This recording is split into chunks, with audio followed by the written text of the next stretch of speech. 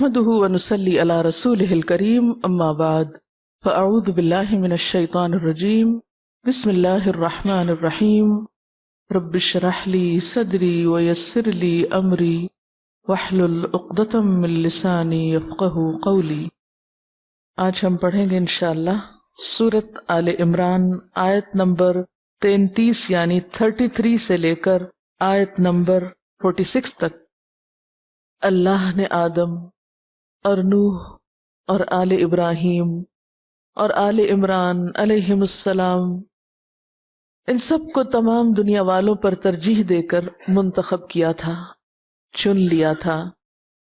یہ ایک سلسلے کے لوگ تھے جو ایک دوسرے کی نسل سے پیدا ہوئے تھے۔ اللہ سب کچھ سنتا اور جانتا ہے۔ وہ اس وقت سن رہا تھا جب عمران کی عورت کہہ رہی تھی کہ میرے پروردگار، میں اس بچے کو جو میرے پیٹ میں ہے تیری نظر کرتی ہوں، وہ تیرے ہی کام کے لیے وقف ہوگا، میری اس پیشکش کو قبول فرما، تو سننے والا اور جاننے والا ہے۔ پھر جب وہ بچی اس کے ہاں پیدا ہوئی تو اس نے کہا، مالک میرے ہاں تو لڑکی پیدا ہو گئی ہے، حالانکہ جو کچھ اس نے جنا تھا اللہ کو اس کی خبر تھی، اور لڑکا لڑکی کی طرح نہیں ہوتا۔ خیر، میں نے اس کا نام مریم رکھ دیا ہے، اور میں اسے اور اس کی آئندہ نسل کو شیطان مردود کے فتنے سے تیری پناہ میں دیتی ہوں۔ آخر کار اس کے رب نے اس لڑکی کو بخوشی قبول فرما لیا، اسے بڑی اچھی لڑکی بنا کر اٹھایا اور زکریا کو اس کا سرپرست بنا دیا۔ زکریا جب کبھی اس کے پاس محراب میں جاتا تو اس کے پاس کچھ نہ کچھ کھانے پینے کا سامان پاتا۔ پوچھتا، مریم یہ تیرے پاس کہاں سے آیا؟ وہ جواب دیتی، اللہ کے پاس سے آیا ہے، اللہ جسے چاہتا ہے بے حساب رزق دیتا ہے۔ یہ حال دیکھ کر زکریا نے اپنے رب کو پکارا، پروردگار اپنی قدرت سے مجھے نیک اولاد عطا کر، تو ہی دعا سننے والا ہے۔ جواب میں فرشتوں نے آواز دی جبکہ وہ محراب میں کھڑا نماز پڑھ رہا تھا کہ اللہ تجھے یحییٰ کی خوشخبری دیتا ہے، وہ اللہ کی طرف سے ایک فرمان کی تصدیق کرنے والا بن کر آئے گا، اس میں سرداری اور بزرگی کی شان ہوگی، کمال درجے کا ضابط ہوگا، نبوت سے سرفراز ہوگا اور صالحین میں شمار کیا جائے گا۔ زکریا نے کہا، پروردگار بھلا میرے ہاں لڑکا کہاں سے ہوگا؟ میں تو بہت بوڑھا ہو چکا ہوں اور میری بیوی بانجھ ہے۔ جواب ملا، ایسا ہی ہوگا، اللہ جو چاہتا ہے کرتا ہے۔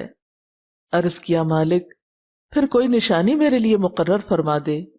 کہا، نشانی یہ ہے کہ تم 3 دن تک لوگوں سے اشارے کے سوا کوئی بات چیت نہ کر سکو گے یا نہ کرو گے۔ اس دوران میں اپنے رب کو بہت یاد کرنا اور صبح و شام اس کی تسبیح کرتے رہنا۔ پھر وہ وقت آیا جب مریم علیہ السلام سے فرشتوں نے آ کر کہا، اے مریم اللہ نے تجھے چن لیا اور پاکیزگی عطا کی اور تمام دنیا کی عورتوں پر تجھ کو ترجیح دے کر اپنی خدمت کے لیے چن لیا۔ اے مریم اپنے رب کی تابع فرمان بن کر رہ، اس کے آگے سر بسجود ہو، اور جو بندے اس کے حضور جھکنے والے ہیں ان کے ساتھ تو بھی جھک جا۔ اے نبی صلی اللہ علیہ وسلم، یہ غیب کی خبریں ہیں جو ہم تم کو وحی کے ذریعے بتا رہے ہیں، ورنہ تم اس وقت وہاں موجود نہ تھے جب ہیکل کے خادم یہ فیصلہ کرنے کے لیے کہ مریم کا سرپرست کون ہو اپنے اپنے قلم پھینک رہے تھے، اور نہ تم اس وقت حاضر تھے جب ان کے درمیان جھگڑا برپا تھا۔ اور جب فرشتوں نے کہا، اے مریم اللہ تجھے اپنے ایک فرمان کی خوشخبری دیتا ہے۔ فرمان کیوں کہا گیا ان کو؟ کیونکہ وہ اللہ کے حکم یا اللہ کے فرمان سے پیدا ہوئے تھے، کلمہ کن سے پیدا ہوئے تھے، ہو جا۔ اس کا نام مسیح عیسیٰ ابن مریم ہوگا، معزز ہوگا، آخرت میں بھی عزت دیا جائے گا، اور وہ لوگوں سے پنگھوڑے اور کہولت میں ادھیڑ عمر میں کلام کرے گا، اور وہ نیک لوگوں میں سے ہوگا۔ ان اللہ اصطفیٰ، بے شک اللہ نے چن لیا، اللہ نے چنا، مالک کائنات نے چنا، اس کا چناؤ کوئی معمولی چناؤ نہیں، کسی عام ہستی کا چناؤ نہیں۔ اور اس شخص کی خوش قسمتی کا کیا ٹھکانہ جسے رب کائنات چن لے، جو اس کی نگاہوں میں جچ جائے، جو اسے پسند آ جائے۔ ان اللہ اصطفیٰ، بے شک اللہ نے چن لیا، کس کو؟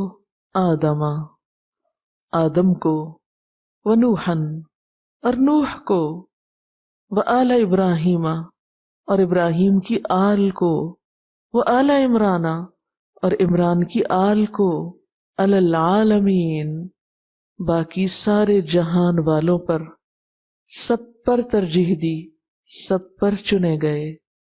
کیوں؟ وہ کیوں چنے گئے؟ ان میں کیا خاص خوبی تھی؟ ان پر یہ عنایت کیوں ہوئی؟ کیا کوالٹیز تھیں ان کی؟ ان اللہ اصطفیٰ آدم علیہ السلام کی خوبی کیا تھی؟ آدم علیہ السلام جن کو اللہ تعالیٰ نے اپنے ہاتھ سے بنایا، ان میں اپنی روح سے پھونکا، انہیں جنت میں بھیجا، لیکن وہ چنے کب گئے؟ چنے اس وقت گئے کہ جب شیطان کے بہکاوے میں آ کر ان سے قصور ہو گیا تو فوراً پلٹ آئے، رجوع کر لیا، اپنی غلطی کا اعتراف کر لیا، عاجزی اور انکساری کا ثبوت دیا۔ وہ پکار اٹھے، ربنا ظلمنا انفسنا وان لم تغفر لنا وترحمنا لنکونن من الخاسرین۔ تو جو شخص اپنی غلطی کو مان لیتا ہے وہ معمولی شخص نہیں ہوتا، اور اپنی غلطی کا اعتراف کرنا کوئی معمولی کام نہیں ہے، بہت مشکل کام ہے، کیونکہ عموماً غلطی کے بعد انسان اس پہ تعویل کرنے لگتا ہے، عذر کرنے لگتا ہے، بہانے ڈھونڈتا ہے، دوسرے کو بلیم کرنے لگتا ہے، جیسے ابلیس نے کیا۔ غلطی تو ابلیس سے بھی ہوئی تھی، لیکن اس نے ذمہ داری دوسرے پہ ڈال دی اور خود کو بہتر کہا، انا خیر منہ۔ لیکن آدم علیہ السلام نے کیا کہا؟ ربنا ظلمنا انفسنا، میں بہتر نہیں ہوں، ہم نے اپنی جان پہ ظلم کیا ہے، ہم نے غلطی کی ہے۔ تو جو شخص غلطی کر کے پلٹ آتا ہے تو التائب من الذنب کمن لا ذنب لہ، گناہ سے توبہ کرنے والا ایسا ہے گویا اس نے گناہ کیا ہی نہ ہو، گویا اس نے کبھی غلطی کی ہی نہ ہو۔ توبہ اپنے سے پہلے کیے ہوئے گناہوں کو ختم کر دیتی ہے اور اللہ کا محبوب بنا دیتی ہے۔ بھول جانا اور غلطی کرنا تو انسان کی سرشت میں ہے، لیکن پلٹ آنا، واپس لوٹ آنا اللہ کا محبوب بنا دیتا ہے۔ تو اللہ نے ان کو اپنی ہدایت سے سرفراز کیا، انہیں نبوت عطا کی۔ صرف ان سے انسانیت کا آغاز ہی نہیں ہوا بلکہ انسانوں کو رہنمائی بھی ان سے دلائی گئی۔ وَنُوحًا، اور نوح علیہ السلام کو بھی چن لیا۔ نوح علیہ السلام اللہ کے وہ بندے جن کے اندر اتنا صبر تھا کہ 950 سال کی تبلیغ کے بعد بھی لوگ نہیں مانے تو انہوں نے کام چھوڑ نہیں دیا، لگے رہے اور اللہ کے حکم کی تعمیل کرتے رہے۔ نوح علیہ السلام شرک سے پاک تھے اور وہ شرک کی تردید کرنے والوں میں سے تھے۔ جس ماحول میں انہوں نے آنکھ کھولی وہاں ہر طرف شخصیت پرستی، اور شخصیت پرستی کے نتیجے میں بت پرستی جنم لے چکی تھی۔ دنیا میں پہلی بار شرک کا دورہ تھا، تو انہوں نے شرک کے خلاف اور شرک کے ختم کرنے میں اور لوگوں کو اللہ کی طرف بلانے میں کوئی کسر اٹھا نہ رکھی۔ وہ اللہ کے چنے ہوئے بندے تھے۔ وآل ابراہیم، اور یہی خوبی ابراہیم علیہ السلام میں تھی۔ ایسے ماحول میں جنم لیا جہاں ہر طرف شرک ہی شرک تھا، اندھیرا ہی اندھیرا تھا، لیکن انہوں نے اللہ کی طرف سے دی ہوئی فطری روشنی کی بنا پر شرک کی تردید کی، اور اس کے لیے جہاں لوگوں کو سمجھایا وہاں جرأت و بہادری سے کام بھی لیا، اور بالآخر انہیں جلائے جانے کا حکم صادر ہوا۔ اس آگ کو بھڑکانے کے لیے لکڑیاں لانے والوں میں ان کا باپ بھی شامل تھا۔ ماں باپ نے چھوڑ دیا، رشتہ داروں نے چھوڑ دیا، پوری قوم نے مل کر ان کے خلاف سازش کی اور انہیں آگ میں پھینکنے کی تیاری کی، اور پھینکا بھی گیا، لیکن وہ اپنے موقف سے باز نہیں آئے، حد درجے کی استقامت دکھائی۔ اور صرف ایک امتحان یہی نہیں تھا ان پر بہت سے امتحان گزرے. وَإِذِ ابْتَلَىٰ إِبْرَاهِيمَ رَبُّهُ بِكَلِمَاتٍ فَأَتَمَّهُنَّ، جب تیرے رب نے ابراہیم کو چند باتوں میں آزمایا تو وہ سب میں پورے اترے، ایک کے بعد ایک امتحان میں پورے اترے. اللہ کے پسندیدہ ٹھہرے، چنے گئے. صرف خود ہی نہیں، آل کو بھی چنا گیا. ان کی اولاد میں اللہ نے نبوت کو جاری کیا. بنی اسرائیل اور بنی اسماعیل میں چنے ہوئے پیغمبر بھیجے گئے. نسلوں تک ان کی نیکی کا اثر باقی رہا. یہ ابراہیم علیہ السلام کی قربانیوں ہی کا نتیجہ تھا. لیکن سب سے بنیادی چیز ان کے دل میں بھی ایک اللہ کا بسنا تھا. پورے ماحول کے خلاف ساری دنیا ایک طرف جا رہی ہے اور ابراہیم اپنے رب کی طرف جا رہے ہیں. وآل عمران، اور آل عمران کو بھی اللہ نے چن لیا. عمران کی آل کون ہے؟ عمران کی آل، اس کا قصہ کیا ہے؟ اسی چنے جانے کا ذکر اور اس کی تفصیل ان آیات میں بیان کی گئی ہے. وآل عمران علی العالمین، یہ علی العالمین کا جو لفظ ہے یہ پورے جہان والوں پر. عام طور پر لوگ چنے جاتے ہیں ایک محلے میں، ایک شہر میں، ایک علاقے میں، ایک ملک میں. کوئی الیکٹ ہوتا ہے، کوئی سلیکٹ ہوتا ہے، کوئی چنا جاتا ہے، کسی کو ایک خاص موقع کا، کسی خاص فیلڈ کا ایوارڈ ملتا ہے. لیکن ان کو چننے والا رب کائنات تھا اور پورے جہان کے لوگوں پہ چنے گئے. اس سے بڑھ کر کوئی سعادت اور اس سے بڑھ کر کوئی بلندی نہیں ہو سکتی کہ کسی انسان کا چناؤ انسانوں کے ہاتھوں نہیں، خالق کے کائنات کے ہاتھوں ہو. لیکن ساتھ ہی فرما دیا ذریۃ بعضھا من بعض، یہ چنے ضرور گئے لیکن خدا نہیں بن گئے. یہ نہ خدا تھے، نہ خدا کا حصہ تھے، اور نہ خدا کے شریک تھے. یہ کون تھے؟ ذریۃً، اولاد تھے، انسان تھے. کیونکہ صرف رب ہی ہے جو لم یلد ولم یولد ہے، باقی تمام مخلوق ہیں. یہ ایک دوسرے کی نسل سے تعلق رکھتے تھے. بعضھا من بعض. واللہ سمیع علیم، اور اللہ سننے والا ہے، جاننے والا ہے. کس بات کا سننے والا اور کیا جاننے والا؟ اذ قالت امرأۃ عمران، جب عمران کی بیوی بولی. اب قصہ شروع ہوتا ہے آل عمران کے چنے جانے کا. یہ قصہ ایک عورت کی داستان سے ہے. اس قصے کی بنیاد ایک عورت پر ہے. یہ چناؤ دوسروں کی بنسبت اور دوسروں کے برعکس ایک خاتون کے ذریعے ہوتا ہے، جس میں ایک خاتون کی قربانی اور اس کی اللہ کی محبت اور اس کے جذبات یہاں کار فرما ہیں. آدم علیہ السلام اور نوح علیہ السلام اور ابراہیم اور آل ابراہیم، یہ سب تو مردوں سے متعلق ہیں، لیکن یہاں واقعہ بیان ہو رہا ہے ایک عورت کا. یہ کہانی شروع ہوتی ہے، یہ چناؤ شروع ہوتا ہے ایک عورت کی بات سے. اذ قالت امرأۃ عمران، جب عمران کی بیوی کہنے لگی. اس نے کچھ کہا تھا، ایک سرگوشی کی تھی، کسی انسان سے نہیں، اپنے رب سے. اور رب سن رہا تھا، رب دیکھ رہا تھا، رب جانتا تھا. کیا کہہ رہی تھی عمران کی بیوی؟ اور کون تھی یہ حضرت مریم کی والدہ ہیں، جن کا نام تاریخ میں حنہ بنت فاقود آتا ہے. جب ان کے شوہر عمران فوت ہو گئے، دنیا سے چلے گئے، تو یہ حاملہ تھی. ایک شادی شدہ عورت کے لیے اس کی زندگی میں سب سے اہم کردار یا اس کی اہم ترین شخصیت اس کے شوہر کی ہوتی، جس کے گرد اس کی زندگی گھومتی. اور یہ ہے بھی حقیقت، ہر چیز اپنے نیوکلس کے گرد گھومتی. تو ایک خاندان کا نیوکلس باپ ہوتا ہے، مرد ہوتا ہے. اسی لیے اسلام نے اسے قوام بنایا ہے. ہر جگہ یہ فطری عمل کار فرما ہے. جس طرح ایک سیل کے اندر یعنی بڑی سے بڑی چیزوں سے لے کر چھوٹی سے چھوٹی چیز تک یہی عمل کار فرما ہے. گیلیکسیز کو دیکھیے یا ایک ایٹم کو دیکھیے یا ایک سیل کو دیکھیے، وہ کس چیز کے گرد گھومتے؟ اپنے مرکز کے گرد. مرکز ختم ہو جائے تو زندگی بکھر جاتی، ٹوٹ پھوٹ ہو جاتی. یہاں آپ دیکھیے کہ عمران فوت ہو جاتے ہیں. ایک عورت کی زندگی کا جو محور ہے یا جو مرکزی نقطہ ہے وہ چھوٹ جاتا ہے اس سے. لیکن وہ مایوس نہیں ہے، وہ ہمت نہیں ہارتی، وہ بیٹھ نہیں جاتی، وہ اپنے رب سے شکوے نہیں کرتی، وہ اپنے رب سے سرگوشیاں کرتی.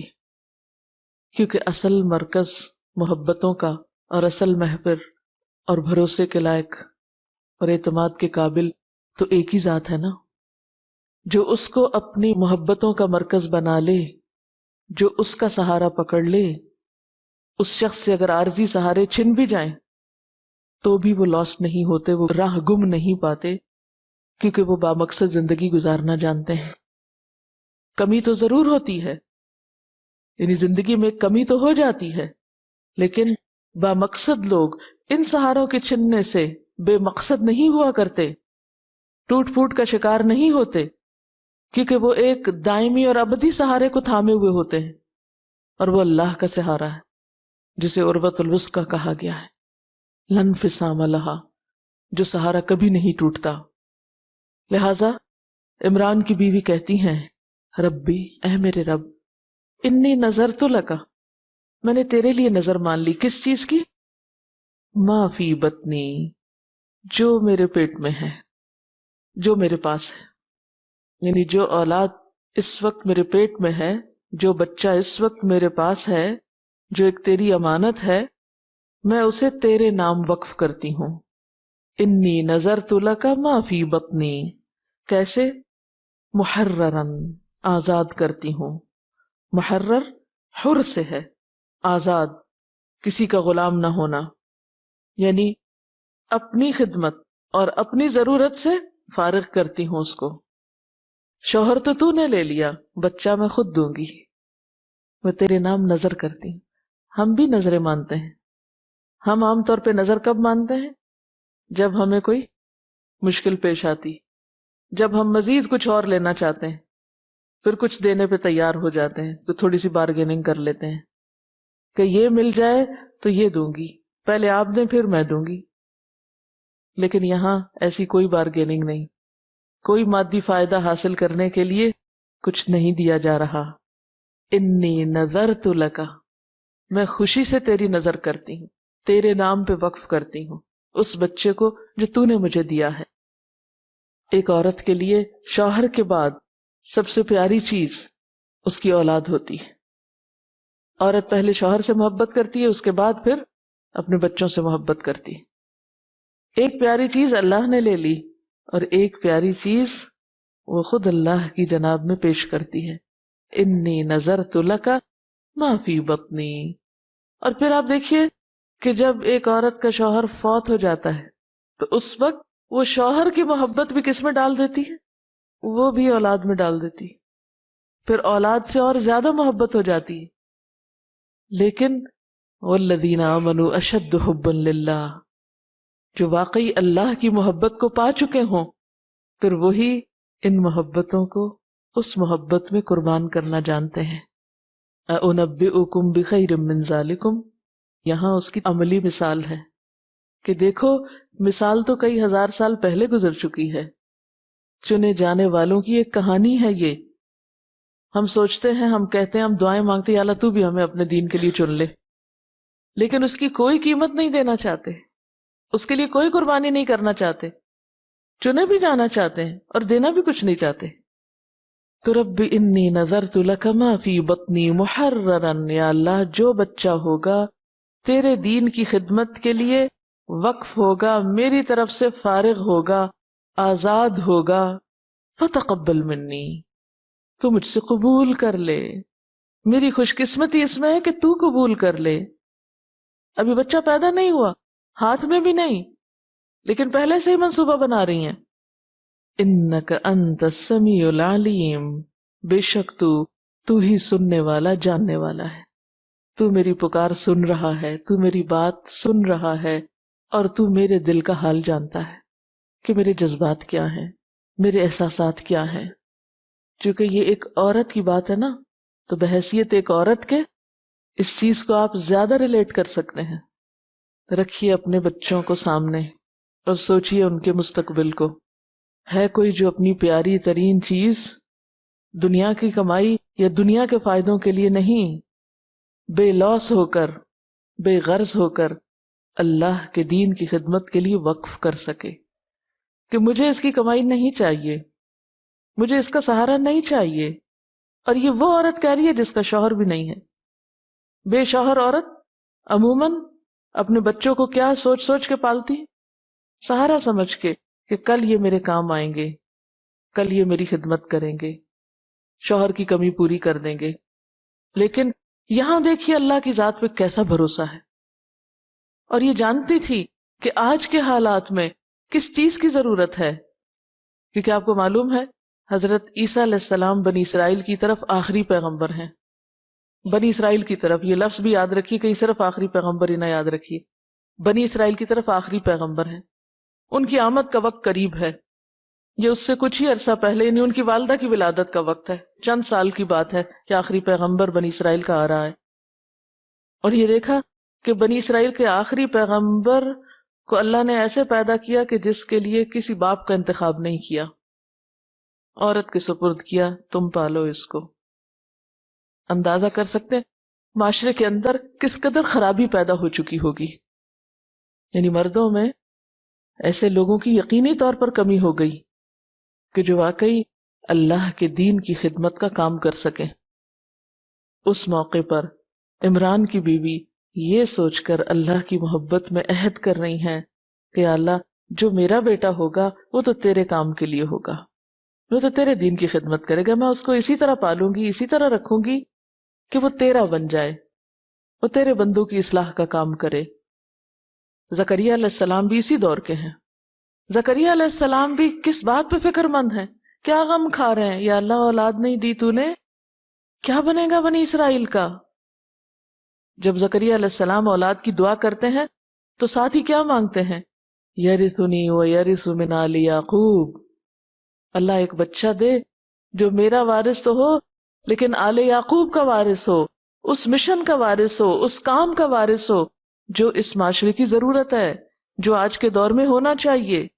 یہ ہیں باشعور لوگ جو صرف دنیا میں نہیں جیتے، جو صرف دنیا کی محبت اور حب الشہوات میں نہیں جیتے، وہ اس سے آگے کی سوچتے ہیں. یہ ہیں عقل مند لوگ. اور اس میں صرف مرد نہیں، خاتون بھی سوچ رہی ہیں، کیونکہ دین کی خدمت صرف مردوں کا کام نہیں، ہر دور میں عورت کا حصہ اس میں شامل رہا ہے. چاہے یہ موسیٰ علیہ السلام کا دور ہو جس میں ان کی والدہ، ان کی بہن، ان کی بیوی اور پھر فرعون کی بیوی، وہ سب شریک ہیں. چاہے پھر عیسیٰ علیہ السلام کی آمد سے پہلے کا دور ہو، بنی اسرائیل میں آنے والی نبوت کا آخری دور، کہ حالات نے ثابت کر دیا کہ بس اب بنی اسرائیل کے اندر حجت تمام کرنے کی ضرورت ہے. اب اس قوم کے اندر، اس امت کے اندر وہ قابلیت باقی نہیں رہی کہ یہ انسانوں کی ہدایت کا کام کر سکیں.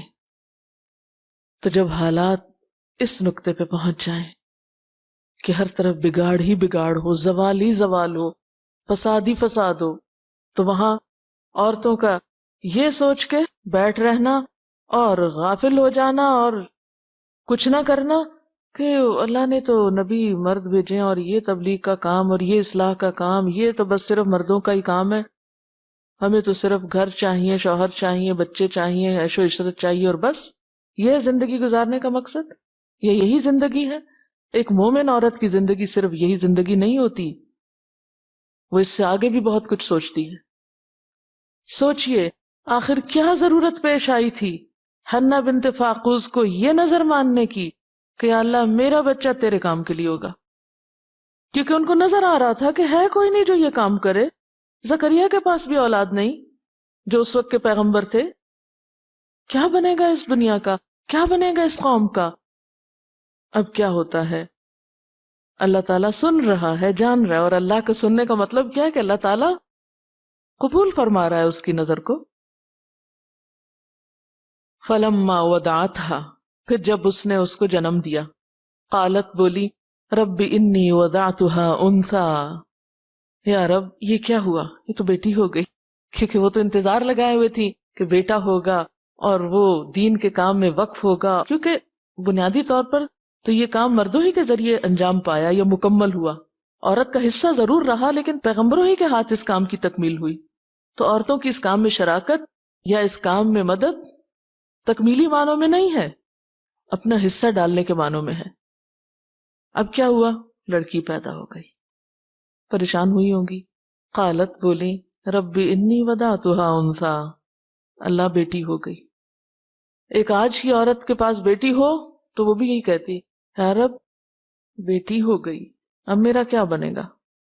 لیکن ان کا یہ کہنا اس معنی میں نہیں تھا، وہ اس لیے غم نہیں کھا رہی تھی جیسے آج کی عورت بیٹی کے ہونے پہ غم کھاتی.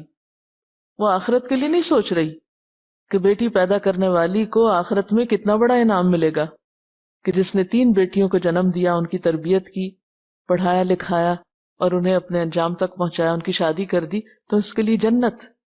اس وقت بھول جاتے ہیں ہم. اور جو لوگ کہتے ہیں ہائے بیچاری کہ ہاں بیٹی ہو گئی، ہم بھی بیچارے بن جاتے ہیں. پھر خود عورت ہوتے ہوئے بھی عورت کے پیدا ہونے پر غم ہے. قالت رب انی وضعتها انثى، کہنے لگی یا رب میں نے تو کچھ اور مانگا تھا، میں نے تو کچھ اور دعا کی تھی، یہ تو لڑکی پیدا ہو گئی.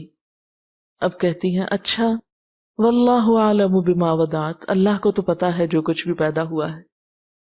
یا پھر اللہ تعالیٰ کا قول ہے یہ کہ اللہ کو سب پتا ہے جو بھی پیدا ہوا ہے، اللہ سب جانتا ہے. ایسا نہیں کہ تمہاری دعا قبول نہیں ہوئی، دعا قبول ہو گئی، لیکن اللہ کی مصلحت کچھ اور ہے. وَلَيْسَ الذَّكَرُ كَالْأُنثَىٰ، اور لڑکا لڑکی کی طرح نہیں ہوتا. اس موقع پر دین کی خدمت کے لیے لڑکا نہیں لڑکی چاہیے. جو کام یہاں لڑکی کرے گی وہ لڑکا نہیں کر سکتا. کس قدر عزت افزائی ہے، کس درجے کی قبولیت ہے. وَإِنِّي سَمَّيْتُهَا مَرْيَمَ، پھر کہتی ہیں میں نے اس کا نام مریم رکھا.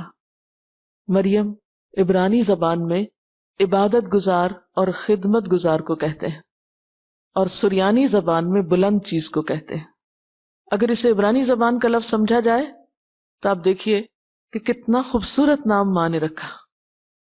یہ واحد نام ہے جو قرآن میں آتا ہے، 34 بار یہ لفظ آتا ہے. اس کے علاوہ کسی عورت کا کوئی نام قرآن میں نہیں آتا.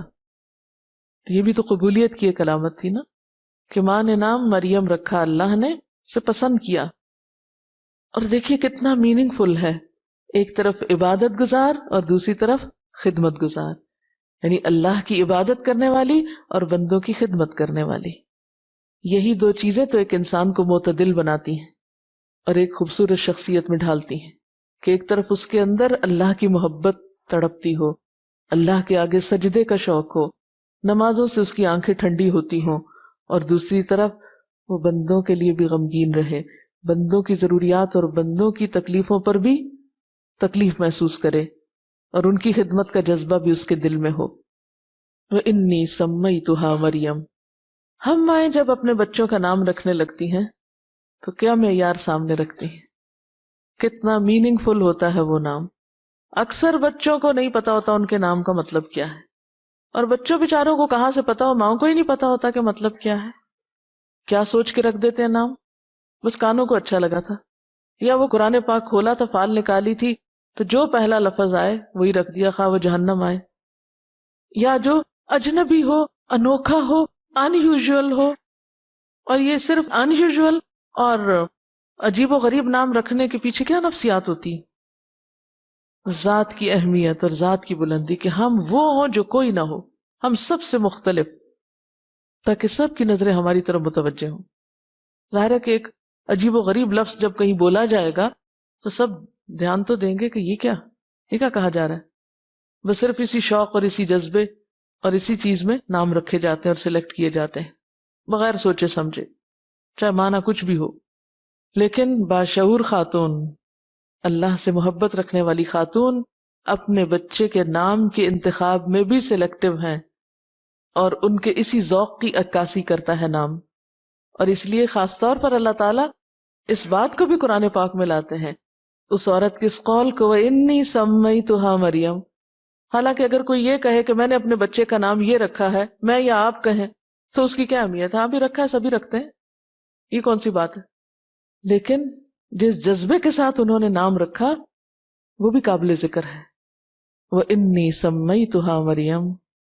آپ سوچئے آپ نے اپنے بچوں کے جو نام رکھے ہیں، اللہ تعالیٰ کو کتنے شوق سے بتا سکتے ہیں، یا اللہ میں نے اپنے بچے کا نام یہ رکھا ہے.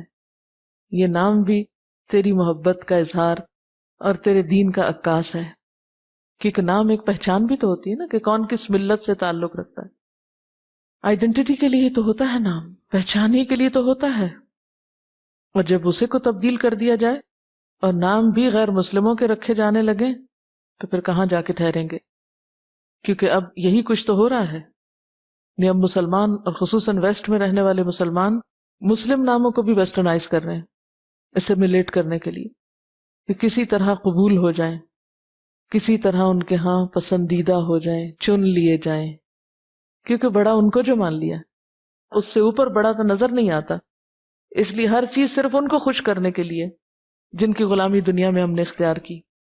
تو جو جس سے ڈرتا ہے اللہ اسی کو اس پر مسلط کر دیتا ہے.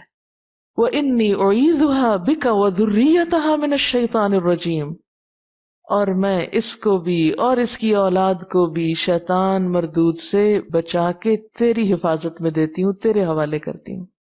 یہ ہے باشعور عورت، سمجھدار خاتون، سینسیبل لیڈی. کتنی دور رس ہے ان کی نگاہ، کتنا دور اور آگے کا سوچتی ہیں. صرف نام رکھ کے خوش نہیں ہو جاتی کہ بس نام رکھ دیا کافی ہے. ہم تو اپنا نام سائمہ رکھ کے سیلف کنٹرول بھول جاتے ہیں. نام سائمہ ہے، کوئی صبر والی بات نہیں اندر. ساجدہ رکھ کے نماز بھول جاتے ہیں. حاجی کہلانا ضرور پسند کریں گے خواہ حج کی روح اندر آئی ہو یا نہ آئی ہو. لیکن یہاں آپ دیکھیے کہ ایک طرف نام رکھا اور نام رکھ کے اب فکر کر رہی ہیں تربیت کی فوراً ہی کہ اللہ نام بھی رکھ دیا، تیری نظر بھی کر دیا، سب ٹھیک ہے، لیکن کیا ہوگا جب شیطان اس پر حملہ آور ہوگا تو یہ تیری بندی کیسے بنے گی؟ تو یا اللہ اس کو دشمن سے محفوظ رکھنا. ہر ماں اپنے بچے کو نقصان دہ چیزوں سے محفوظ رکھنا چاہتی ہے. اور اس کی مثال آپ فطرت میں بھی دیکھیے کہ مرغی اپنے چوزوں کو فوراً پروں تلے لے لیتی ہے جب وہ کسی دشمن کو آتا دیکھتی، بلی کو آتا دیکھتی کہ جو اس کے بچوں کو کھا سکتا ہے. ایک مرغی کے اندر یہ سینس ہے. ایک بلی بچوں کو اٹھائے اٹھائے ساتھ گھر پھرتی ہے محفوظ مقام دلانے کے لیے، اور تربیت دے رہی ہوتی ہے کہ کہاں کہاں گھومنا پھرنا ہے، تم کو چلتے پھرتے ٹریننگ دے رہی ہوتی. اور ایک مسلمان ماں غافل اپنے بچوں کے دشمنوں سے کہ کون ان کے بچوں کو بہکا سکتا ہے، کون کون ہے جو ان کو اچک سکتا ہے، کون کون ان کے نظریات کو بگاڑ سکتا ہے. فکر ہی نہیں، پریشانی ہی نہیں کہ دشمن کون ہے ان کا. وہ دشمن سمجھتے ہیں ساس کو، دشمن ہے نند کہ اس کے پاس نہ جانا، اس کے پاس نہ جانا. گھریلو سیاستیں، حالانکہ وہ تو خون کے رشتے ہیں، وہ کہاں سے ایسے دشمن ہو سکتے ہیں. لیکن جو اصل دشمن ہے، مہذب دشمن، ان کی طرف سے غافل ہیں، بے فکر ہیں. کہاں جاتے ہیں، کیا دیکھتے ہیں، خود بٹھاتے ہیں ٹیلی ویژن کے آگے کھانا کھلانے کو، جان چھڑانے کو. اسکول میں کیا سیکھتے ہیں، کیا پڑھتے ہیں، ان کے دوست کون ہیں، ان کا وقت کس کام میں گزرتا ہے. ہم میں سے کتنے لوگوں کو فکر ہے اپنے بچوں کی سوچ اور نظریات کی حفاظت کی کہ ان کے اسلام کا حال کیا ہے، وہ کس ماحول میں رہتے ہیں، اور اس کا توڑ مجھے کس طرح کرنا ہے. اور یہاں یہ باشعور عورت کیا کہتی ہے، وَإِنِّي أُعِيذُهَا بِكَ، اللہ میں تو بے بس ہوں، کمزور ہوں، میں اس کو تیرے حوالے کر رہی ہوں. اور صرف اس کو نہیں، اس کی اولاد کو.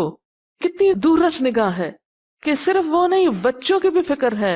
ایسی ہی مائیں تو پھر چنی جاتی ہیں نا کہ جو آئندہ نسلوں کی فکر کر رہی ہے.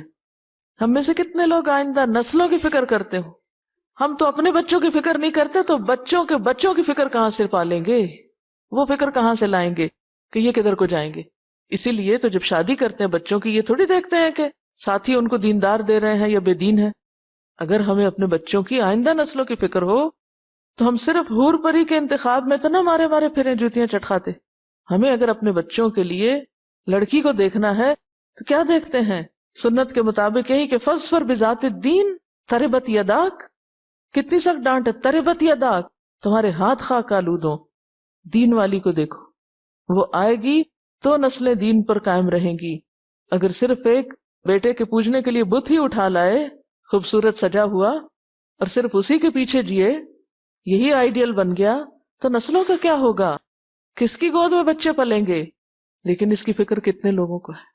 دیندار بھی خود کو کہتے ہیں دیندار لڑکی چاہیے بیٹے کے لیے، اور پھر کہتے کچھ ہیں کرتے کچھ ہیں. پھر لمبی بھی چاہیے، پھر خوبصورت بھی چاہیے، پھر جہیز والی بھی چاہیے. دنیا کے معاملے میں ہماری نگاہ بہت دور رس ہے کہ ہاں لڑکی کے رشتہ داروں میں سے کون کون کس عہدے پر ہے، کہاں کہاں سے کیا کام نکلوا سکتے ہیں، وہ سب سوچ سکتے ہیں، لیکن اس کے اندر خدا کا خوف کتنا ہے، تقویٰ کتنا ہے، اس کا اخلاق کیا ہے، اس کے معاملات کیا ہیں، اس کی کوئی فکر نہیں۔ لیکن یہاں ان کو دیکھیے تو وہ صرف اپنے بچے کو نہیں، بچے کے بچوں کو بھی شیطان سے بچانے کی دعا کر رہی ہیں۔ وَإِنِّي أُعِيذُهَا بِكَ وَذُرِّيَّتَهَا مِنَ الشَّيْطَانِ الرَّجِيمِ، یا اللہ اس بڑے دشمن سے محفوظ رکھنا۔ اب آپ دیکھیے اللہ تعالیٰ قبول کیسے کرتے ہیں یہ دعائیں اور یہ فریادیں اور یہ تڑپ۔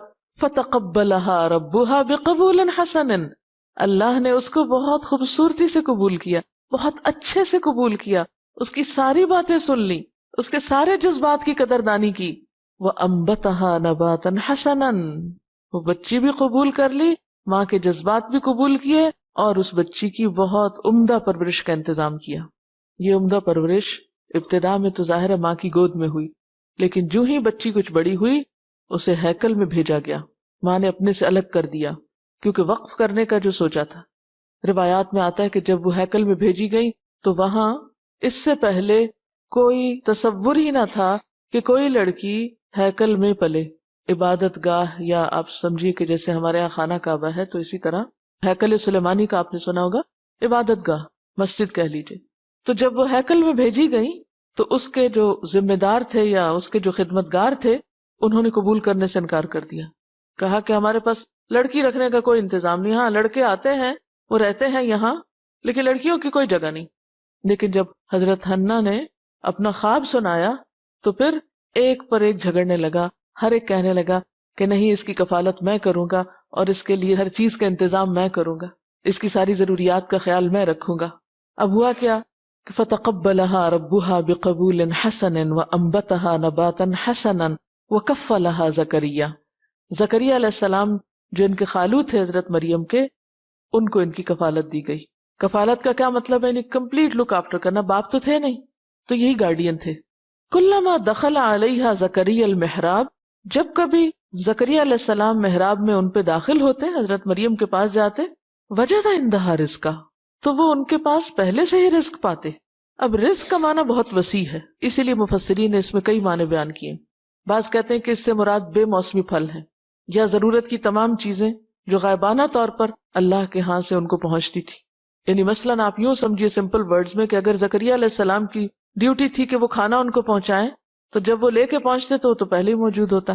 اور رزق کا ایک معنی علم و حکمت بھی کیا گیا کہ جب وہ ان کے پاس جاتے، ان سے تبادلہ خیال کرتے، ان کے ساتھ کوئی بات ڈسکس کرتے تو ان کے پاس بہترین علم و حکمت کی باتیں پاتے۔ اور کہا جاتا ہے کہ ان کے پاس صحیفے ہوتے اور علم کی چیزیں ہوتے، کیونکہ قرآن پاک میں ایک اور جگہ پر آتا ہے وَصَدَّقَتْ بِكَلِمَاتِ رَبِّهَا وَكُتُبِهِ، کہ مریم علیہ السلام نے اپنے رب کے کلمات، اپنے رب کی باتوں کی تصدیق کی تھی اور اللہ کی کتابوں کی۔ تو یہاں رزق سے مراد وہ کتب ہیں جو ان کو دی گئی، یعنی ان تک پہنچائی گئی، چاہے وہ پچھلے انبیاء کے صحیفے تھے یا اللہ تعالیٰ نے ان کے دل میں باتیں ڈالی تھی۔ کلما دخل علیہا زکریا المحراب وجد عندہا رزقا قال یا مریم انا لک ھذا، زکریا علیہ السلام جو ایک پیغمبر ہیں وہ پوچھتے ہیں مریم یہ کہاں سے آیا تمہارے پاس؟ وہ حیران ہوتے ہیں۔ قالت هو من عند اللہ، وہ کہتی ہے یہ اللہ کی طرف سے آیا ہے، یہ اللہ کے پاس سے آیا ہے۔ عام طور پر ہم اپنی اولادوں کو دین کی خدمت کے لیے کیوں نہیں وقف کر سکتے، کیوں نہیں چھوڑ سکتے؟ اس خوف میں وہ کھائیں گے کہاں سے، ان کی شادی کہاں ہوگی، ان کی دنیا کہاں سے بنے گی، اسی پریشانی میں تو رہتے ہیں، اس لیے دل کی خوشی سے نہیں ان کو آگے جانے دیتے۔ ہم خود تو کیا، اگر بچوں کے دل میں دین کا شوق آ بھی جائے تو اس کی بھی پرواہ نہیں کرتے۔ یعنی ایک تو یہ نا ہم چاہیں اللہ ہمارے بچے دین کی طرف نکلے، اور بچے کو سن کے نہیں دیتے، اور نماز پڑھنے کو تیار نہیں، تو ہم ان کو کہاں سے وقف کریں گے؟ سوچے نا، ایسے بگڑوں تگڑوں کو آپ کہاں وقف کر سکتی ہیں؟ لیکن افسوس یہ کہ جن بچوں کے دل میں خود سے بھی خیال آ جائے کوئی دین کی خدمت اور کام کا، تو ماں باپ ہی نہیں نکلنے دیتے۔ وہ کہتے نہیں تمہارا کیا بنے گا، تمہاری تو دنیا ختم ہو کے رہ جائے گی، کیونکہ توکل ہی نہیں، بھروسہ ہی نہیں نا اللہ کی ذات پر۔ اور یہاں آپ دیکھیں کہ بھروسہ کرنے والی ماں ہے، ایمان والی ماں ہے، توکل ہے، یقین ہے اس کا، لہٰذا وہ جب وقف کرتی ہے تو اللہ تعالیٰ غیب سے انتظام فرماتے ہیں، اور یہ اللہ کا وعدہ ہے۔ وَمَن يَتَّقِ اللَّهَ يَجْعَل لَّهُ مَخْرَجًا وَيَرْزُقْهُ مِنْ حَيْثُ لَا يَحْتَسِبُ وَمَن يَتَوَكَّلْ عَلَى اللَّهِ فَهُوَ حَسْبُهُ إِنَّ اللَّهَ بَالِغُ أَمْرِهِ، جو اللہ کا تقوی اختیار کرے گا کیونکہ ہم تقوی کے بغیر اللہ کے انعام چاہتے ہیں. جو اللہ کا تقوی اختیار کرے گا اللہ اس کے لیے ہر مشکل سے نکلنے کا راستہ بنائے گا. یہ اللہ کا وعدہ ہے. ساری مشکلات دور ہوں گی اور اس کو وہاں سے رزق دے گا جہاں سے وہ سوچے گا بھی نہیں, اس کے خیال سے بھی نہیں گزرا ہوگا. لیکن یہ رزق کون لے؟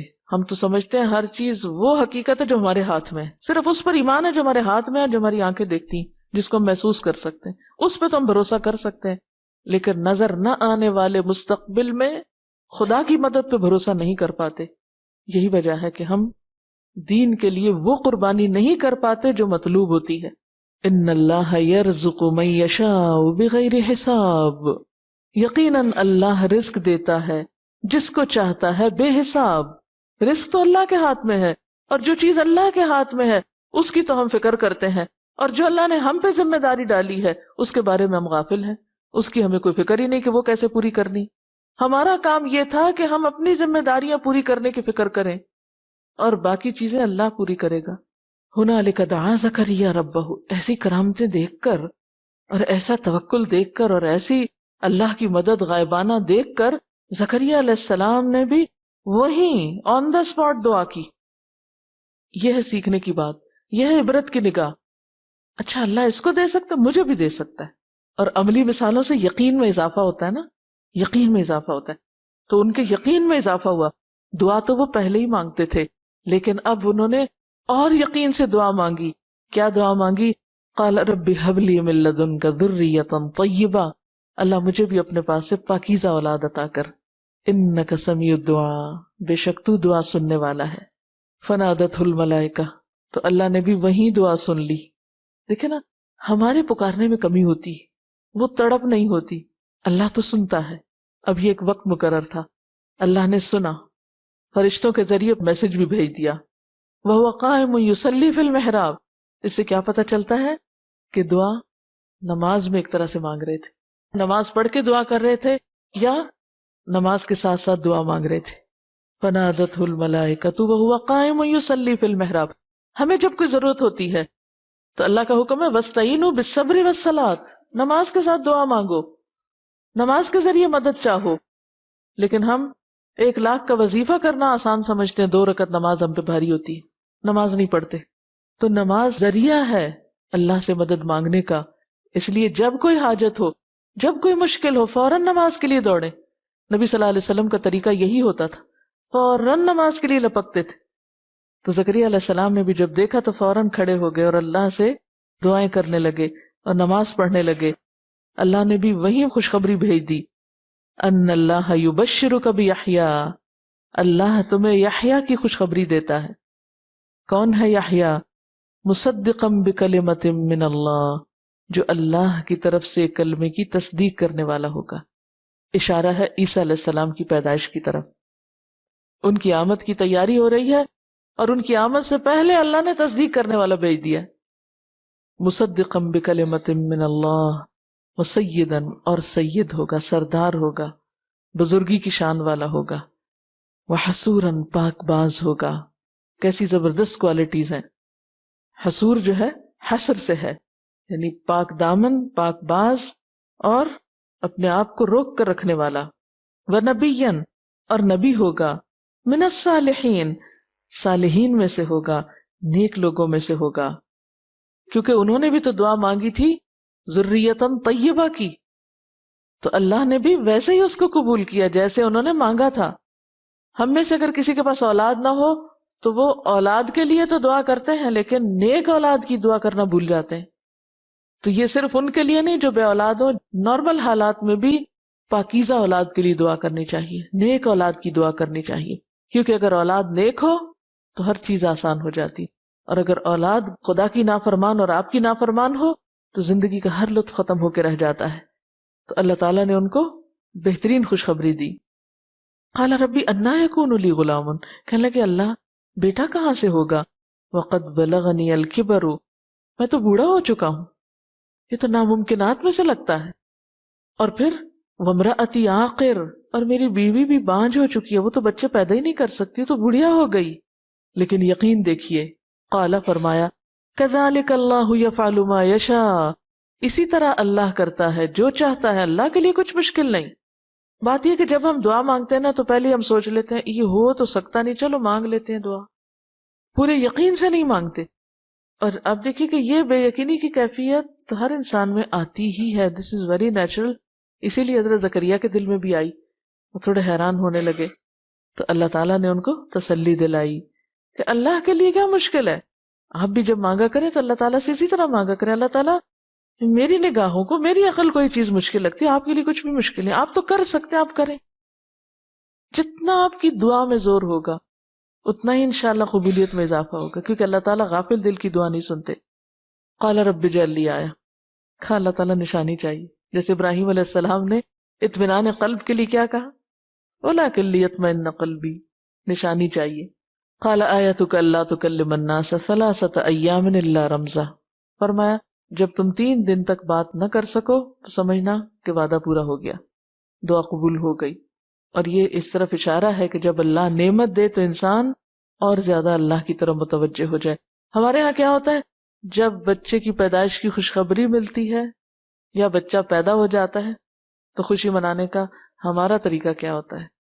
خاص طور پر ہیجڑے گھومتے پھرتے رہتے ہیں کہ کہاں بچہ پیدا ہوا ہے کہ شور ہنگامہ برپا کیا جائے. ہم خوشیاں کس طرح مناتے ہیں، گا بجا کے. لیکن اللہ والوں کی خوشی، اللہ کے دوستوں کی خوشی کس میں ہوتی ہے، اور اللہ کے ذکر میں، اور تسبیح.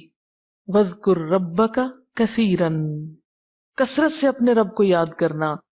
وَسَبِّحْ بِالْعَشِيِّ وَالْإِبْكَارِ، اور صبح و شام اپنے رب کی تسبیح کرتے رہنا، بولنا کم، تسبیح زیادہ کرنا. اب کیا ہوا، بیچ میں بہت سے سال گزر گئے، مریم بڑی ہو گئیں، اب مریم بھی چنی جا رہی ہیں. وَإِذْ قَالَتِ الْمَلَائِكَةُ يَا مَرْيَمُ، جب فرشتے کہنے لگے اے مریم. فرشتوں نے حضرت مریم سے اسی طرح کلام کیا جس طرح اور پیغمبروں سے کلام کیا. یا مریم، اے مریم، ان اللہ اصطفاکی، بے شک اللہ نے تجھے چن لیا، اب تو چنی گئی، اب تو اس کے کام کی بن گئی. وطہرکی، اور تجھ کو پاک کیا. واصطفاکی، اور تجھے چن لیا. علی نساء العالمین، تمام جہان کی عورتوں پر تجھے ترجیح دی. تجھ سے وہ کام لینا مقصود ہے جو کسی اور عورت سے آج تک نہیں لیا گیا، کہ اپنی قدرت سے تجھے اولاد عطا کرے گا. وہ اللہ تعالیٰ کے خاص منصوبے کی تکمیل کے لیے تیار ہوئیں. اور اس موقع پر بھی اب تمہارا اخلاق کیا ہونا چاہیے اور تمہارا طرز عمل کیا ہونا چاہیے. یا مریم اقنتی لربکی واسجدی وارکعی مع الراکعین، جب چنے جاؤ تو اور زیادہ اللہ کے فرما بردار بن جاؤ، اور زیادہ جھک جاؤ، اور زیادہ عاجزی. قنوتی لربکی، رب کی فرما بردار بن جاؤ، اطاعت گزار ہو جاؤ. واسجدی، سجدوں کی کثرت کر دو، شکرانہ. ورکعی مع الراکعین، اور اجتماعی عبادت پر بھی توجہ رکھو، رکوع کرنے والوں کے ساتھ تم بھی رکوع کرو. اگرچہ وہ ہیکل میں تھی، اگرچہ وہ دنیا سے کٹی ہوئی تھی، لیکن پھر بھی کٹی ہوئی نہیں تھی، انہیں باجماعت نماز پڑھنے کا حکم دیا گیا. اب یہ کہاں پڑھتی تھی، وہ اسی ہیکل میں، گھر میں تو نہیں رہتی تھی، وہیں رہتی تھی. تو یہ کتنی بڑی دلیل ہے عورت کے باجماعت نماز پڑھنے پر. اگرچہ پچھلی شریعت کا عمل ہے لیکن ایک نمونہ تو موجود ہے. فَبِهُدَاهُ مُقْتَدِهْ وَارْكَعِی مَعَ الرَّاکِعِینَ، کیونکہ اجتماعی عبادت میں کیا ہوتا ہے، ایک اسٹرینتھ ملتی ہے انسان کو. کیونکہ اب مریم ایک آزمائش میں بھی ڈالی جانے والی تھی، اب ان پر ایک آزمائش آنے والی تھی. وہ جو پوری قوم میں ایک مقدس خاتون کی حیثیت سے جانی پہچانی جاتی تھی، اب ان پر اللہ تعالیٰ ایک ایسا بوجھ ڈالنے والا تھا کہ جس پر وہ بری طرح ہلائی جانے والی تھی. کسی عام لڑکی کے لیے بھی اس طرح اب شادی کے بغیر حاملہ ہو جانا بہت ہی تکلیف دہ مرحلہ ہو سکتا ہے، اور کہاں ایک اللہ والی کا کتنی بڑی آزمائش. ذالک من انباء الغیب نوحیہ الیک، یہ سب غیب کی خبریں ہیں جو ہم آپ کی طرف وحی کر رہے ہیں. وما کنت لدیہم اذ یلقون اقلامہم، آپ ان کے پاس نہ تھے جب وہ اپنی قلمیں ڈال رہے تھے، قرہ اندازی کر رہے تھے. ایہم یکفل مریم، کہ مریم کی کفالت کون کرے گا. اب یہ بات شروع میں آنی چاہیے تھی لیکن آخر میں آئی، کیوں؟ تاکہ یہ بتایا جائے کہ وہ مریم جو ہر دل عزیز تھی، وہ مریم جو اپنی پاکیزگی اور تقدس میں معتبر تھی، اب اس مریم کی محبت کا امتحان ہے.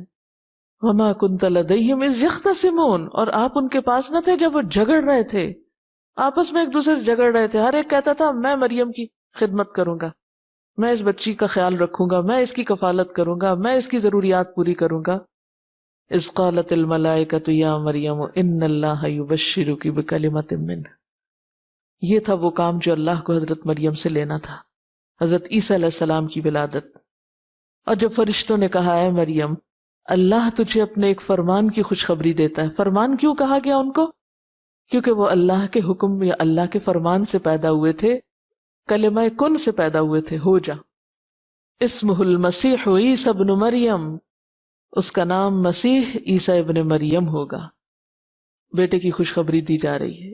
مریم مقدس کو اب بن باپ کے بیٹے کی خوشخبری دی جا رہی ہے کلمہ کن سے. اور بیٹا بھی کیسا ہوگا؟ وجیہن، باروب ہوگا. وجیہ وجہ سے ہے، چہرے والا ہوگا، یعنی بہت روب والا ہوگا، بہت معزز ہوگا.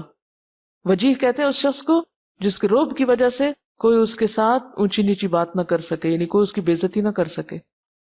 وجیہن فی الدنیا والآخرہ، دنیا میں بھی معزز ہوگا، آخرت میں بھی عزت دیا جائے گا. اب دیکھیے کہ قرآن میں کسی شخص کے بارے میں اس بات کا آ جانا اور کسی شخص کو دنیا میں ہی یہ بتا دیا جانا کہ تمہیں آخرت میں عزت ملے گی، تو اس سے بڑی خوش قسمتی اور کیا ہو سکتی ہے. عشرہ مبشرہ کے بارے میں نبی صلی اللہ علیہ وسلم نے جنت کی بشارت دی تھی، لیکن یہاں آپ دیکھیے کہ حضرت عیسیٰ علیہ السلام کے بارے میں خود ان کی ماں کو خوشخبری دی جا رہی ہے. اس ساری نیکی کا سلسلہ کہاں سے شروع ہوتا ہے؟ ایک عورت کی قربانی سے، جو اپنے شوہر کے فوت ہونے کے بعد اپنے بچے کو اللہ کی نظر کرنا چاہتی ہیں. وہ صرف اپنی ذات اور اپنے گھرانے کی نہیں، بنی اسرائیل کی بھی فکر کرتی ہیں. وَمِنَ الْمُقَرَّبِينَ، اور وہ اللہ کے مقربوں میں سے ہوگا.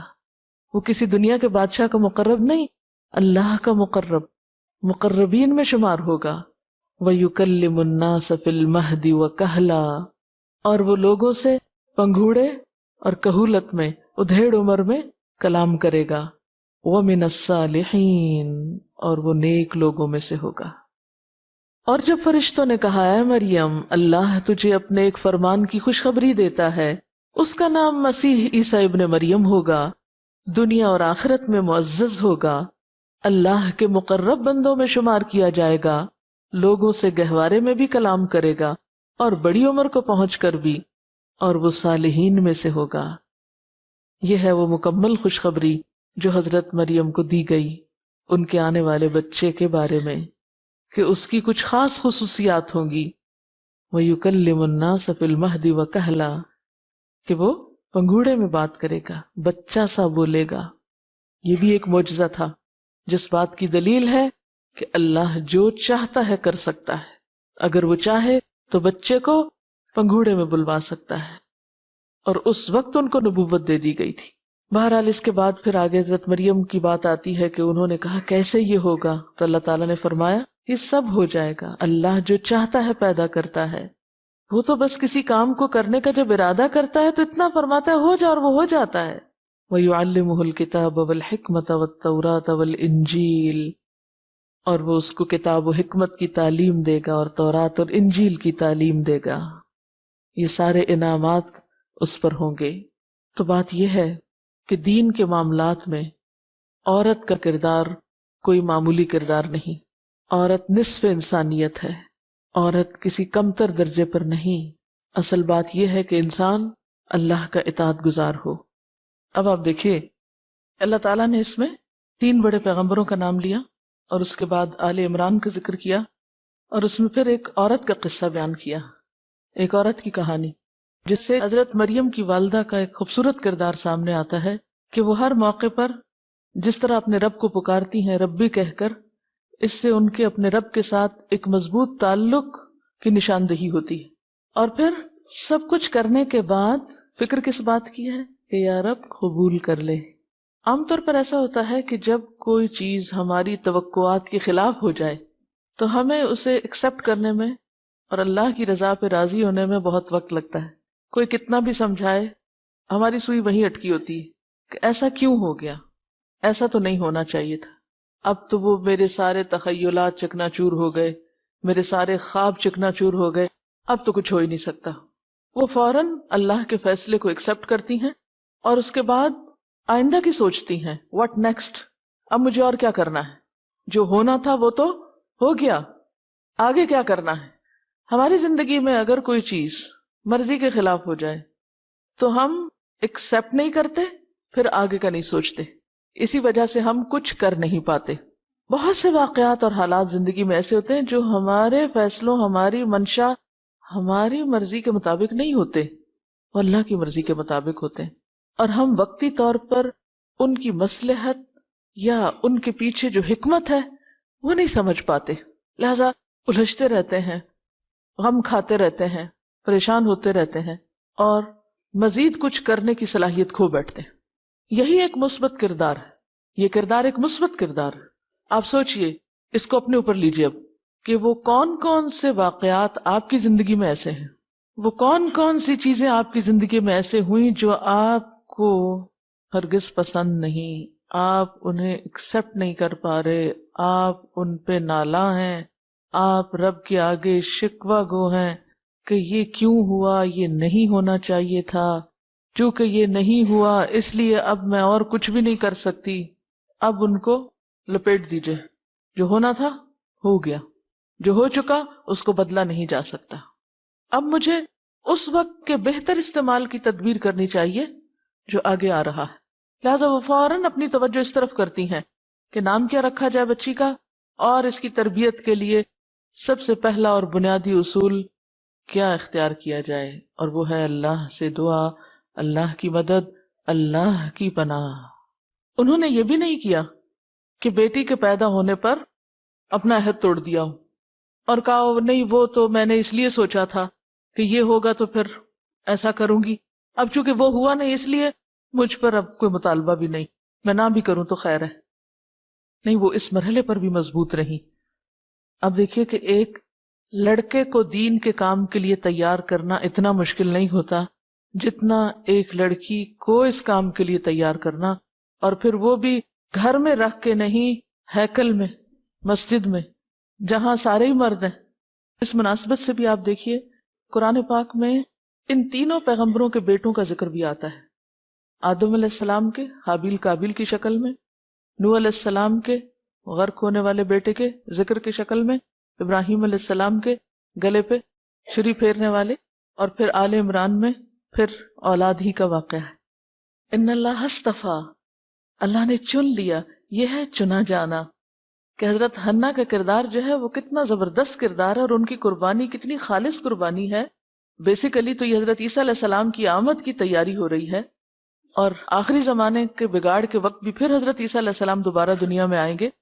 تو ایک عورت کی قربانی کو اللہ نے کتنا بڑا مقام دیا، کتنا بڑا کام لیا، اور یہ خالص نیت اور خالص جذبے کی عکاس ہے نا. آپ تصور میں لائیں نا ایک ایسی عورت جس کا شوہر نہیں ہے، تنہا ہے. ایسی خواتین آپ نے معاشرے میں دیکھی ہوں گی کہ جو اپنے شوہر کی وفات کے بعد بچوں کو جنم دیں، ان کے کبھی رنج غم دکھ کا حال دیکھا ہوگا آپ نے، نفسیاتی مریض بن جاتی ہیں. یہ چاہتی تو اسی طرح کا غم مناتی رہتی، لیکن انہوں نے اپنی ساری انرجی اور سمجھ بوجھ اور سب کچھ آخرت کی انویسٹمنٹ کے لیے پیش کر دیا. ہمارے پاس اس دنیا میں رہتے ہوئے دونوں طرح کے امکانات ہوتے ہیں کہ ہم ایک ہی واقعے کو اپنے لیے مصیبت کا سبب بنا لیں یا اپنے لیے اعلیٰ ترین درجات اور اجر کا ذریعہ بنا لیں. ان کا یہ فعل محض ایک معمولی فعل نہیں تھا کہ بس ایک دفعہ انہوں نے جوش میں آ کے بس کہیں رو دھو کے ایک بات کر لی اور اس کے بعد پھر وہ بھول گئی کہ انہوں نے کوئی عہد مانا تھا، کوئی نظر مانی تھی، بلکہ وہ آخر تک اپنے طریقہ کار پہ جمی رہیں، چاہے حالات پھر موافق تھے یا مخالف تھے. انہوں نے وہ کر دکھایا جو انہوں نے کہا تھا. ہمارا حال کیا ہوتا ہے؟ ہم سب بھی بڑی بڑی باتیں کرتے ہیں اور کہتے بھی بہت کچھ ہیں، لیکن جب کرنے کی باری آتی ہے تو کوئی بہانہ کر کے اسی قسم کا وہ میں نے سوچا تھا اصل میں بیٹا ہوگا، وہ تو ہوا نہیں، چلو چھٹی، فوراً ٹل جاتے ہیں، فوراً ٹلا دیتے ہیں کام کو. آپ دیکھیے کہ حضرت مریم علیہ السلام حضرت زکریا سے چھوٹی تھیں. حضرت زکریا تو بلکہ ان کی کفالت کے لیے مقرر ہوئے تھے، لیکن ان کا عمل اور ان کا توکل اور ان کا علم اور حکمت اتنا زیادہ تھا کہ پیغمبر وقت ان سے انسپائر ہو کر دیر اینڈ دین ہنالک دعا زکریا دعا کرتے ہیں، اور وہ بھی پھر صالح اولاد کی دعا کرتے ہیں کہ اللہ مجھے بھی ایسی ہی نیک اولاد ملے۔ اب آپ دیکھیے یحییٰ علیہ السلام کے لیے ان کے والد نے دعا کی تھی کہ اللہ مجھے پاکیزہ اولاد دے، نیک اولاد دے۔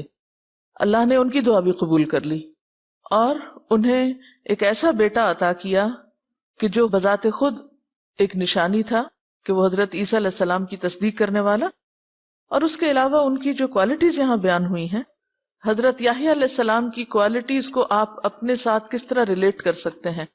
اگرچہ یہ گاڈ گفٹڈ تھی، ہو سکتا ہے اللہ نے آپ کو بھی یہ گفٹ دیا ہو مگر آپ نے اس کو ڈسکور ہی نہ کیا ہو۔ سب سے پہلا ہے سیدن، لیڈرشپ کوالٹیز۔ لیڈرشپ کوالٹیز ہیں اس میں سیدن، اور صرف سید نہیں بلکہ حسورن۔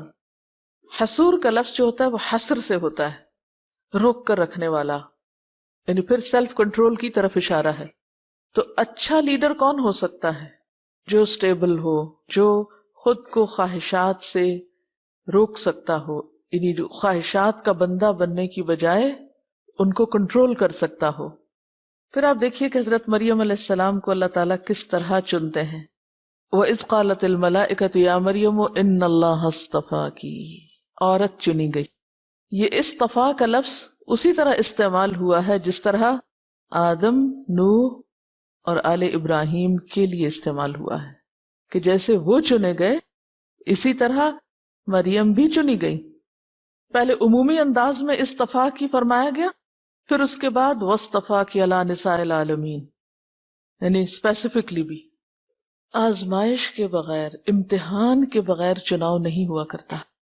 آدم علیہ السلام ایک امتحان سے گزرے، نوح علیہ السلام آزمائشوں سے گزرے، ابراہیم علیہ السلام کئی امتحانوں سے گزرے، مریم علیہ السلام کی والدہ امتحان سے گزری، شوہر کی وفات اور پھر اس کے بعد بیٹی کو اس مقام تک پہنچانے میں جو بھی انہوں نے مشکلات برداشت کی۔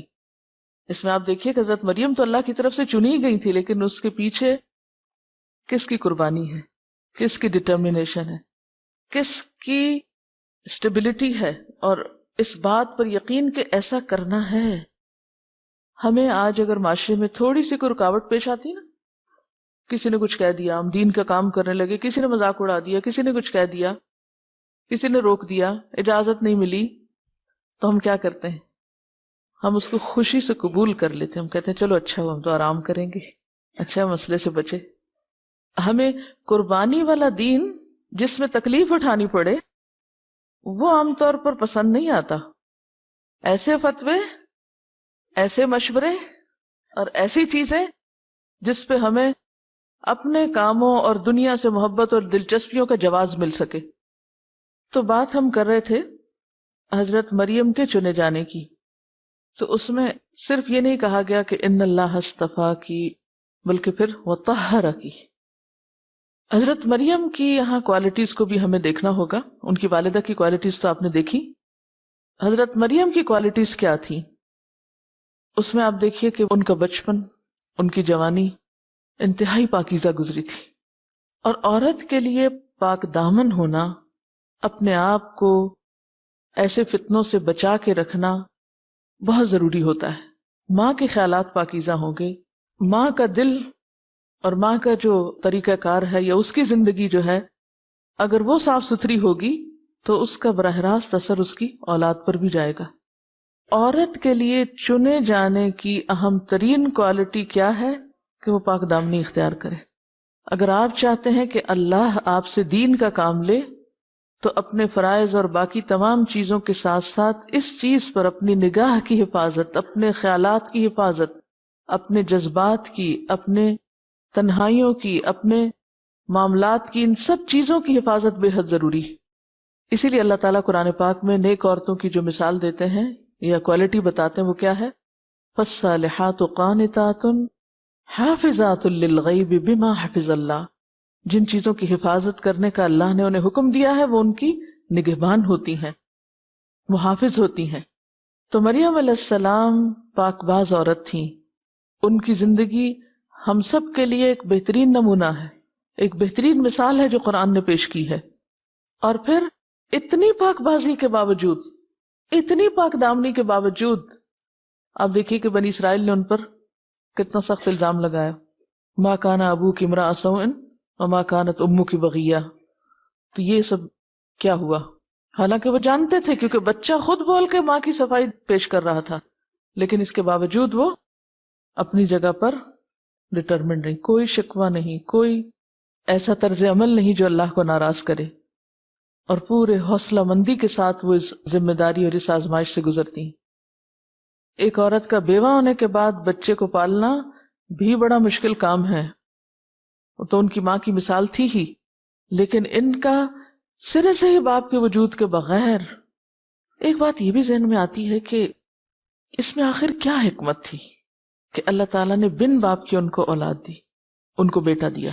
اگرچہ اس میں یہ تھا کہ عیسیٰ علیہ السلام کو ایک معجزاتی طور پر پیدا کرنا تھا اور ان کو ایک نشانی بنانا تھا لوگوں کے لیے، اور بنی اسرائیل کے بگاڑ کو ان کے ذریعے درست کرانا تھا، لیکن اس سے یہ بھی پتہ چلتا ہے کہ معاشرے کے اندر کتنا بگاڑ تھا کہ اللہ تعالیٰ نے حضرت مریم کا نکاح کسی مرد کے ساتھ نہیں کیا، کہ شاید اس وقت پھر کوئی ایسا مرد نہیں تھا کہ جو اس بچے کی اور بچے کی ماں کی ایسی بہترین تربیت کر سکے، اور یہ ساری کی ساری ذمہ داری ماں پر ہی ڈال دی گئی.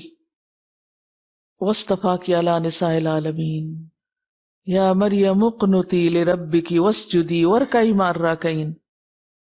تو چنے جانے کے لیے جہاں ایک طرف پاک دامنی اور علم و حکمت کا ہونا ضروری ہے، اللہ پہ توکل کا ہونا ضروری ہے، یعنی دین کی خدمت کے لیے جو بیسک کوالٹیز ہیں ایک خاتون کے اندر، ان آیات سے ان کا بھی پتہ چلتا ہے. مثلا بچپن سے ہی فوکسڈ رہیں اپنے مشن پر، جوانی میں پاک دامن رہیں، پھر اس کے ساتھ ساتھ اللہ پہ اتنا بھروسہ اور توکل کہ حضرت زکریا جب جاتے ہیں تو ان کے پاس پھل پاتے ہیں، قالت هو من عند اللہ، اللہ رزق دینے والا ہے، وہ بے حساب رزق دیتا ہے. اور اس کے ساتھ ساتھ اگر دوسری تفسیر کو لیا جائے کہ ان کو علم و حکمت عطا کی جاتی تھی، صحیفے ان کو دیے جاتے تھے جس کا ذکر سورۃ التحریم کے آخر میں بھی آتا ہے، وصدقت بکلمات ربہا وکتبہ. تو اس سے کیا پتہ چلتا ہے کہ دین کے کام کے لیے محض عبادت تو کر رہی تھی نا وہ سجرے میں، محض عبادت کافی نہیں، اس کے ساتھ ساتھ پاک دامنی اور علم و حکمت سے مضبوط تعلق بھی ضروری ہے، اور یکسوئی کا تعلق، فوکسڈ. اور آپ نے کبھی یہ سوچا کہ ان کو گھر سے نکال کر وہاں کیوں لایا گیا تھا؟ وہ اپنی ماں کے پاس گھر رہتی، اتنی نیک ماں تھی، گھر میں ہی رہتی، معاشرے سے نکال کر. یہ ایسا ہی ہے جیسے موسیٰ علیہ السلام کو 40 راتوں کے لیے نبوت دیے جانے سے پہلے کہاں بلایا گیا تھا؟ کوہ طور پر. بعض اوقات اپنا گھر چھوڑ کے، اپنا ملک چھوڑ کے، اپنے رشتہ دار چھوڑ کے، اپنے بچے یا اپنے والدین چھوڑ کے، یکسو ہو کر ایک خاص ماحول میں بیٹھ کر کچھ سیکھنا بھی بے حد ضروری ہے. عورت کے لیے بہترین مقام اس کا گھر ہے، اس میں کوئی شک نہیں، نو ڈاؤٹ اباؤٹ اٹ. لیکن استثنائی صورت میں عورت کے لیے یکسو ہو کر علم کا حصول بھی ضروری ہوتا ہے، خاص طور پر جب اس کو ایک لیڈرشپ کا رول ادا کرنا ہو. اگر کوئی عورت کہتی کہ میں ایک آگے کے رول میں جا کر دین کی خدمت کروں تو پھر اس کے لیے قربانی شرط ہے، لازم ہے. یہ پھر آپ پر ہے کہ آپ ایک آرام کا رستہ اختیار کرتے ہیں یا ایک تکلیف کا رستہ اختیار کرتے ہیں. تو ان کو گھر سے نکال کر ہیکل میں رکھا گیا، حالانکہ وہ واحد تنہا عورت تھی جو وہاں رہتی تھی، کیونکہ وہ ماحول اور وہ یکسوئی اور وہ غور و فکر اور وہ کوالٹیز جو اس ہیکل میں رہ کر ان کے اندر آنا تھی وہ گھر میں نہیں آ سکتی تھی، کیونکہ ماحول انسان کی ذہن سازی پر اثر انداز ہوتا ہے. اس کا یہ مطلب نہیں کہ ہر عورت گھر چھوڑ دے اور کہیں نکل جائے جنگل بیابان میں، لیکن ظاہر ہے کہ ہر ایک کو ایسا رول بھی ادا نہیں کرتا. حضرت مریم کا رول ایک لیڈرشپ کا رول بھی ہے، تو اس میں کچھ کو تو کرنا ہی ہے، یعنی ایک عمومی بات نہیں کی جا رہی، لیکن جن کو کرنا ہے، جو واقعی اپنے لیے ایک اہم رول ڈٹرمن کرتی ہیں، تو پھر ان کو قربانی کرنی ہوگی. ہو سکتا ہے شادی کچھ لیٹ ہو جائے، ہو سکتا ہے بچے نانی کو پالنے پڑ جائیں، ہو سکتا ہے کہ پہننے اوڑھنے کو کچھ نہ رہے، ہو سکتا ہے گھر والوں کی یاد بہت ستائے اور بہت سال کی جدائی ہو جائے. کئی چیزیں ہو سکتی ہیں. یہ ہر دور میں حالات کے اعتبار سے اس میں بہت سی چیزیں مختلف ہو سکتی ہیں. یعنی یہ سب کے لیے تو نہیں ہے، لیکن کچھ کو تو کرنا ہی پڑے گا.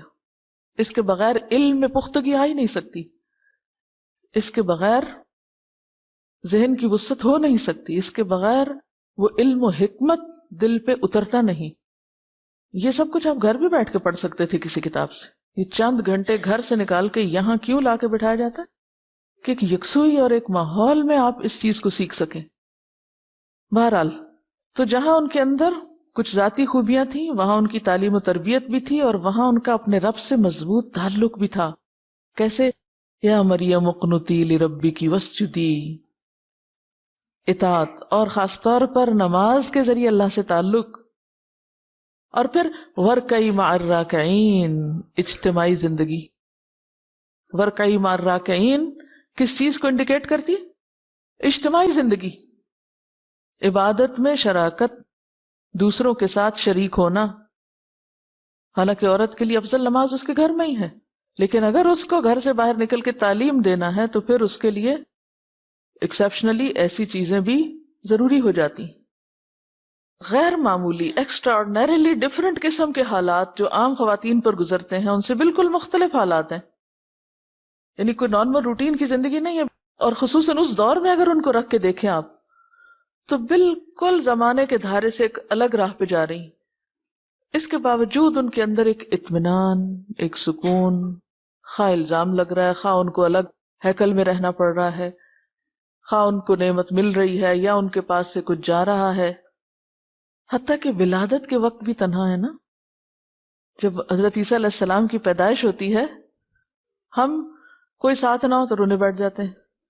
دوست چلے گئے، فلاں چلا گیا، اب کیا ہوگا، اب تو کوئی کام ہی نہیں ہو سکتا.